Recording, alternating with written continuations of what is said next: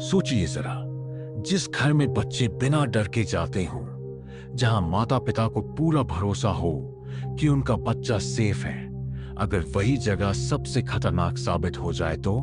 आज मैं आपको एक ऐसी सच्ची कहानी बताने वाला हूं जो किसी फिल्म की स्क्रिप्ट नहीं, बल्कि हमारे देश की सबसे डरावनी क्रिमिनल इन्वेस्टिगेशंस में से एक है। और सच कहें तो अगर सेंट्रल ब्यूरो ऑफ इन्वेस्टिगेशन को इंटरपोल से एक इनपुट नहीं मिलता तो शायद ये मामला कभी सामने ही नहीं आता। ये केस उत्तर प्रदेश के एक शादीशुदा कपल से जुड़ा है। दिखने में बिल्कुल साधारण, शरीफ और बेहद फ्रेंडली लोग, लेकिन उनकी असली सच्चाई इतनी खौफनाक थी कि उसे सुनकर रूह कांप जाती है। इस केस में कई मासूम बच्चे शामिल थे और ये कपल करीब 10 साल तक बिना पकड़े अपना गुनाह करता रहा। जांच में सामने आया कि इन्होंने बेहिसाब आपत्तिजनक वीडियो बनाए और उन्हें डार्क वेब के जरिए दुनिया के कई देशों में बेचा। लोग उन्हें प्यार से सांता क्लॉज, अंकल आंटी तक कह देते थे। अब चलिए शुरुआत से समझते हैं। साल 2010 से ये कहानी शुरू होती है। राम भवन और दुर्गावती एक मैरिड कपल थे। राम भवन सरकारी विभाग में जूनियर इंजीनियर की नौकरी करता था। सरकारी नौकरी, अच्छी सैलरी और समाज में अच्छी पहचान। लोगों की नजर में वह एक बेहद सुलझा हुआ और सभ्य इंसान था। हर किसी से मीठी भाषा में बात करता था। उसकी पत्नी दुर्गावती भी बिल्कुल वैसी ही फ्रेंडली और वेलकमिंग लगती थी। पड़ोस के लोग उनकी बहुत इज्जत करते थे। एक बात सबको पता थी, उनके खुद के कोई बच्चे नहीं थे। इसी वजह से वे पड़ोस के बच्चों के साथ बहुत घुल मिल कर रहते थे। उन्हें खिलाना, उनके साथ खेलना, बातें करना, सब कुछ बहुत नॉर्मल लगता था। लोग सोचते थे शायद अपने बच्चे न होने की कमी वे दूसरों के बच्चों से पूरी करते हैं। इसी भरोसे में माता पिता अपने बच्चों को उनके घर भेजने लगे और बच्चे भी खुश रहते थे क्योंकि वहां मोबाइल गेम्स, खिलौने और अच्छा खाना मिलता था। राम भवन की पोस्टिंग अक्सर बदलती रहती थी। वह ज्यादातर रेंटेड फ्लैट्स में ही रहता था। 2010 से 2020 के बीच वह ज्यादातर बांदा डिस्ट्रिक्ट और चित्रकूट डिस्ट्रिक्ट इलाकों में रहा। हर जगह उसका तरीका एक सा था, पहले लोगों का भरोसा जीतना, फिर उनके बच्चों को अपने घर खेलने के लिए बुलाना। उसने अपने घर को बच्चों के लिए छोटा सा गेम जोन बना रखा था। सबको यही लगता था ये लोग बच्चों से बहुत प्यार करते हैं, लेकिन सच्चाई इससे कहीं ज्यादा भयानक थी।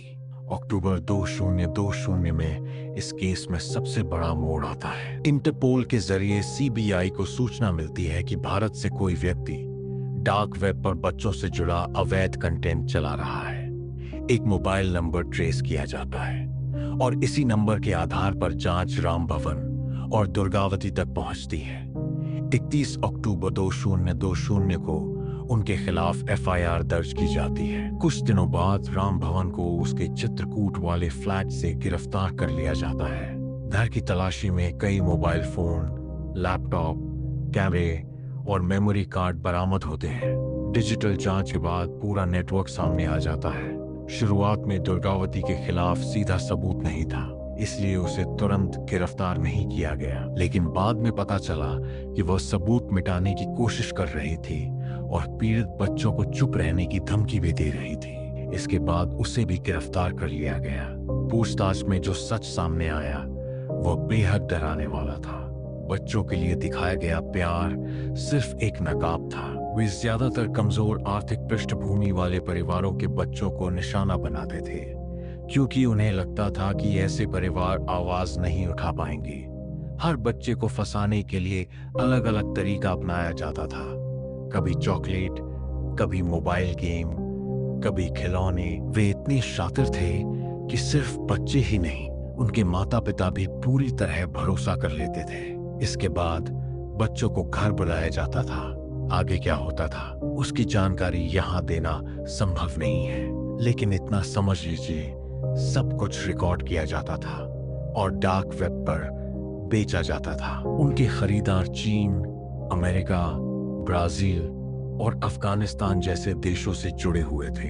ईमेल के जरिए पूरा नेटवर्क चलता था। इस पूरे अपराध में दुर्गावती की भूमिका भी बराबर की थी।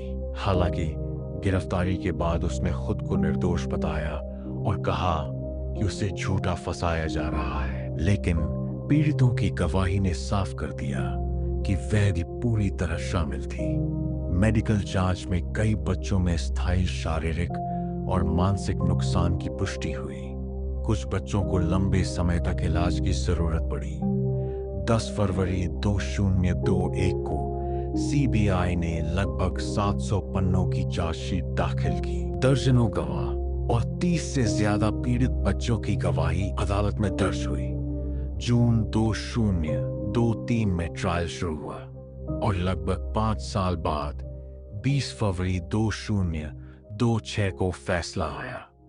फैसले से 2 दिन पहले दुर्गावती को फिर से गिरफ्तार किया गया, क्योंकि अदालत में यह साफ हो गया था कि वह झूठ बोल रही थी। इस केस में एक तीसरे आरोपी की भी जांच चल रही है, जो दिल्ली से जुड़ा बताया जा रहा है। स्पेशल कोर्ट में एडिशनल डिस्ट्रिक्ट एंड सेशंस जज प्रदीप कुमार मिश्रा ने राम भवन और दुर्गावती दोनों को मौत की सजा सुनाई। अदालत ने इस मामले को rarest of the rare category में रखा। कोर्ट ने साफ कहा कि इन अपराधियों के सुधरने की कोई संभावना नहीं है। सरकार को आदेश दिया गया कि हर पीड़ित को 10 लाख रुपए मुआवजा दिया जाए। सरकारी तौर पर 33 पीड़ितों की पहचान हुई, लेकिन रिपोर्ट्स के मुताबिक ये संख्या इससे भी ज्यादा हो सकती है। इस कहानी का सबसे बड़ा मतलब सिर्फ सजा नहीं है, सबसे जरूरी है जागरूकता। कभी कभी जो लोग सबसे ज्यादा भरोसेमंद दिखते हैं